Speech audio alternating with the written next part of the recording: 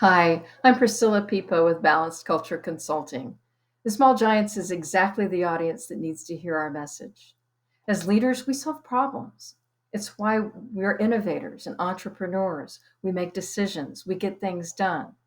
But what makes us good also trips us up because solving every problem robs others of the chance to learn how to solve problems and to move towards a truly sustainable model of a culture that endures, a developmental model. So, how do you sustain the culture that you've created? Three steps: strategic alignment, leadership focused, and people systems. Strategic alignment is getting the organization aligned around the mission, vision, values. It's what leaders do well. It's here's where we're going. Follow me. It's this is what we're doing. This is how we're doing it. And you make that sustain, you align everybody around that. But the second step is important, and it's the leadership focus. Leaders set things in motion. They're the ones that get things done through other people. So when you get leaders aligned and focused, the energy is harnessed and they set things in motion to reach the goals. And it's about communication, communicating throughout the organization. But leaders have to be developed. You can't just assume that they're going to know how to do this throughout the organization. They have to be the ones that hold teams accountable to the standards, to the tasks, and most importantly, to behaviors, because that's where culture is sustained. The third step is people systems.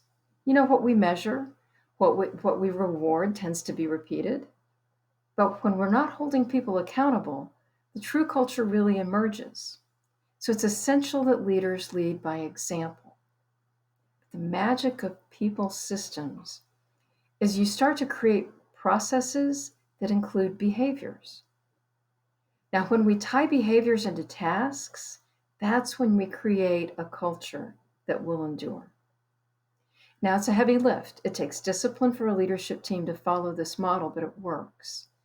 It takes self awareness, it takes being aware of other people, getting outside of oneself to understand and develop others.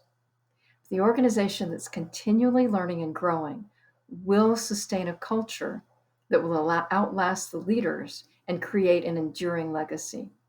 So I hope you'll consider us in our submittal for being involved in your summit in May, whether it's leading a workshop on how to create behaviors and processes to sustain a culture, or whether it's simply presenting this model that will help all organizations learn how to develop and sustain their culture.